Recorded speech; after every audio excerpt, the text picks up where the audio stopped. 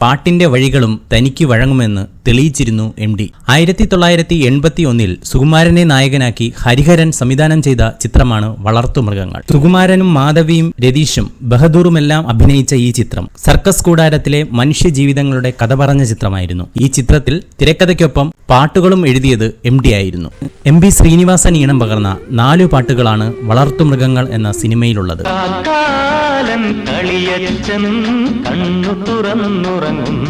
തൊഴിലാളികൾ അനുഭവിക്കുന്ന പ്രതിസന്ധികളെക്കുറിച്ചുള്ള കർമ്മത്തിൻ പാതകൾ വീതികൾ എന്ന ഗാനം ഹരിഹരൻ മനോഹരമായാണ് ചിത്രീകരിച്ചത്.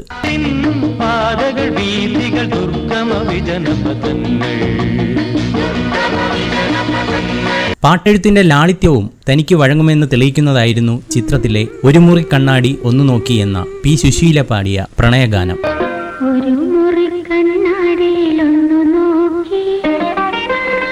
ശുഭരാത്രി, നിങ്ങൾക്ക് നേരുന്നു ശുഭരാത്രി എന്ന വിരഹഗാനവും MDയുടെ തൂലികയിൽ പിറന്നു.